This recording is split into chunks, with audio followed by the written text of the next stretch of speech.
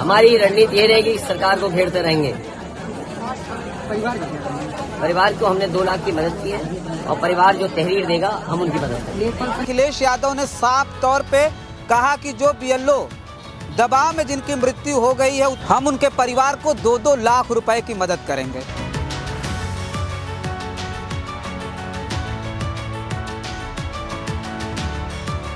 परिवार से मैं मिलने आया था, उनकी बहन, उनकी माँ, उनके और परिवार के सदस्यों से मैं मिला हूँ। हम इनके दुख में शामिल हैं। माँ ने अपना बेटा खोया है, बहन ने अपने भाई को खोया है और एक ऐसा भाई जिसकी शादी होने जा रही थी। सोचो, लोकतंत्र को मजबूत करने के लिए बाबा साहब भीमराव अम्बेडकर जी के साथ जो संविधान है और लोगों को समय भी नहीं दे रहे हैं आप।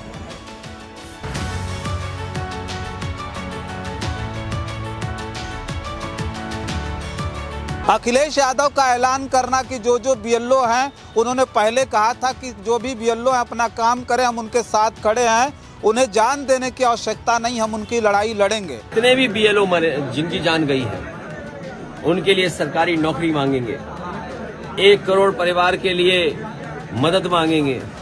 सरकारी जितनी योजनाएं हैं वो योजना इन घर परिवार के लोगों को मिले। साथियों नमस्कार, मैं हूं रजनीश और आप जन आदर्श भारत देख रहे हैं।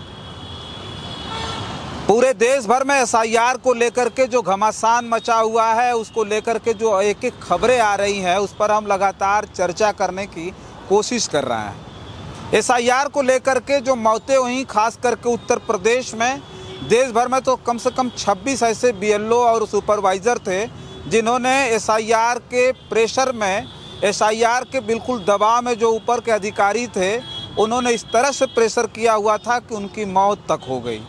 कुछ ने आत्महत्या कर ली, तो कुछ का हार्ट अटैक हो गया, तो किसी का ब्रेन हैमरेज हो गया।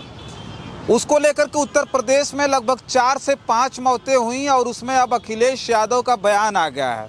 अखिलेश यादव का केवल बयान ही नहीं आया, बल्कि अखिलेश यादव ने अपने कहे के मुताबिक वो काम भी शुरू कर दिया, जिस पर आज विस्तार पूर्वक चर्चा करेंगे। जानने की कोशिश करेंगे कि जिन बीएलओ की मौत पर अब तक चुनाव आयोग चुप था, जो अधिकारी हैं, संबंधित अधिकारी कर्मचारी हैं, वो चुप थे, संवेदना में एक शब्द नहीं बोले। जो सरकार है वो चुप है, संवेदना में एक शब्द नहीं बोली। लेकिन विपक्ष के नेता अखिलेश यादव ने साफ तौर पे कहा कि जो बीएलओ दबाव में जिनकी मृत्यु हो गई है हम उनके परिवार को 2-2 लाख रुपए की मदद करेंगे। कल अखिलेश यादव कानपुर गए थे और अचानक उन्होंने कार्यक्रम किया और रात के वक्त जो सुपरवाइजर थे दलित सुधीर कुमार कोरी उनके घर पहुंच गए। अचानक रात में जब उनके घर पहुंचे तो समझिए पूरी तरह से हंगामा मच गया। अखिलेश यादव के पहुंचते ही पूरी तरह से जो खबरें थी वो वायरल हो गई। सुधीर कुमार के घर जाकर के ज़मीन पर बैठकर सुधीर कुमार के परिवार यानी उनकी माँ, उनकी बहन, उनके भाई और तमाम रिश्तेदारों से वो मिले और मिल करके उन्होंने दुख बांटा। साफ तौर पर उन्होंने कहा कि हम आपकी लड़ाई लड़ेंगे। उन्होंने 2 लाख रुपए की मदद की और उसके साथ साथ तमाम जो लड़ाइयाँ हैं, कानूनी लड़ाई, न्याय दिलाने के लिए उस परिवार को उन्होंने कहा हम आपकी लड़ाई लड़ेंगे, हम आपके साथ खड़े हैं। हालांकि सुधीर कुमार कोरी को फिर से उस परिवार में वापस नहीं लाया जा सकता, लेकिन अखिलेश यादव ने भरोसा दिलाया कि जो सुधीर कुमार के रूप में जो क्षति हुई उस परिवार में, हम बहुत हद तक आपकी मदद करेंगे और हम भरोसा दिलाते हैं कि सरकार से जो भी कानूनी लड़ाई लड़ करके जो मुआवजे की बात है, जो न्याय की बात है, उस लड़ाई में हम आपके साथ खड़े हैं। सुधीर कुमार कोरी के घर गए। अमूमन तौर पर अखिलेश यादव इस तरह के कार्यक्रमों में शामिल होते हैं, लेकिन अचानक उत्तर प्रदेश जैसे बड़े सूबे में मुख्यमंत्री रहे अखिलेश यादव का अचानक कार्यक्रम बदलना, रात के वक्त उस परिवार में पहुंचना और पहुंच करके दुख बांटना, ये पूरी तरह से पूरे देश भर में चर्चा का विषय बना हुआ। अखिलेश यादव का ऐलान करना कि जो बीएलओ हैं उन्होंने पहले कहा था कि जो भी बीएलओ हैं अपना काम करें, हम उनके साथ खड़े हैं, उन्हें जान देने की आवश्यकता नहीं, हम उनकी लड़ाई लड़ेंगे।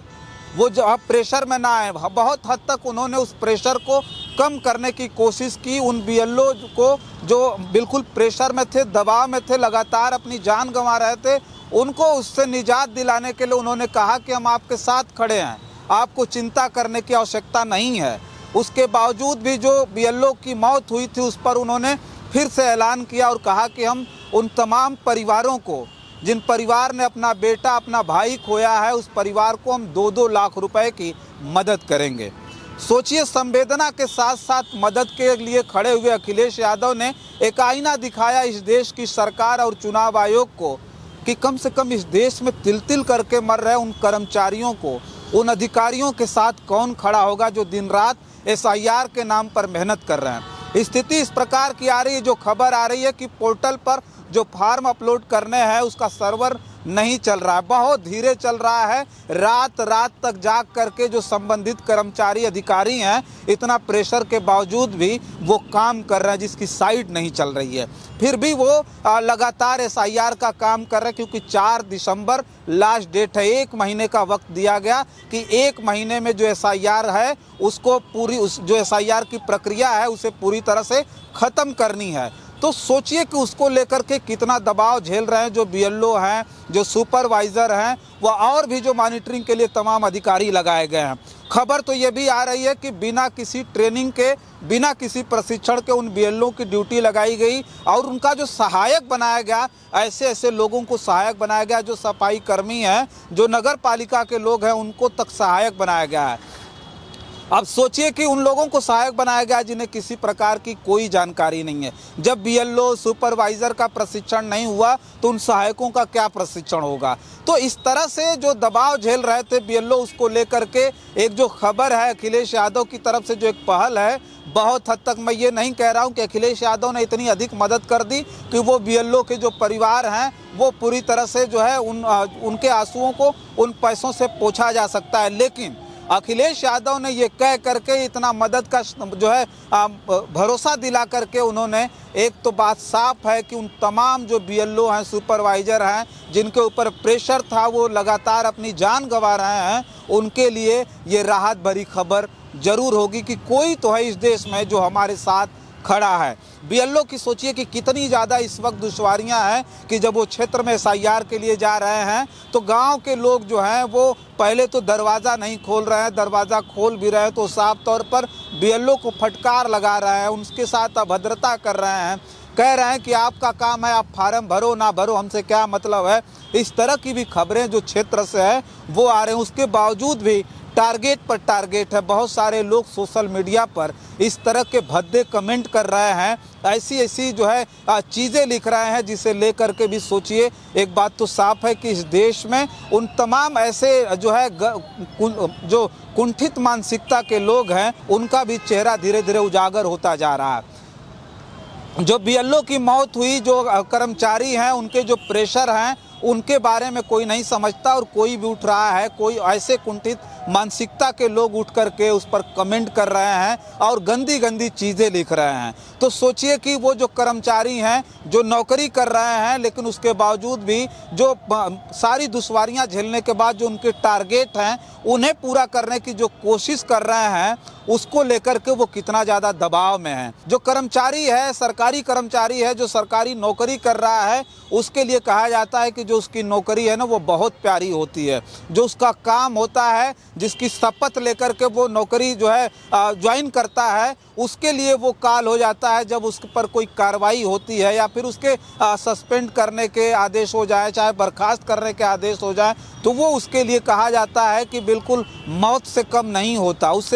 उससे अच्छा जो है ये अपने आप को मौत के गले लगाना ही बेहतर समझते हैं, ऐसा कहा जाता है। जो सरकारी नौकरी करने वाले लोग हैं वो रिटायरमेंट के वक्त आपने देखा होगा कि बहुत ऐसे लोग हैं जब उनका रिटायरमेंट होता है और जो है उस उम्र पे जो उम्र निर्धारित होती है नौकरियों में, तो उसके बाद उनके आंखों से आंसू छलक जाते हैं। वो एक तरह से कहा जाए तो वो उनका जो वो जीवन था उसके बाद वो दूसरा जीवन जीने के लिए जो बाध्य होते हैं, उसको नौकरी से जो है रिटायर होकर के फिर उनको दूसरा जीवन व्यतीत करना पड़ता है। तो उसके लिए वो भावुक हो जाते हैं कि जिस नौकरी में हमने इतने दिनों तक सेवा दी, आज वो नौकरी हमसे छूट रही है। तो ये सब सारी चीज़ों को लेकर के जो भारी दबाव झेल रहे हैं, सोचिए कि क्षेत्र में इतनी दुश्वारियां झेल रहे हैं और उसके साथ साथ जो है इनको इतना भारी भरकम टारगेट दिया गया है कि वो टारगेट पूरा करें तो किस तरह से करें। एक तो समय कम है और समय कम होने के साथ साथ सबसे बड़ा दुर्भाग्य तो यह है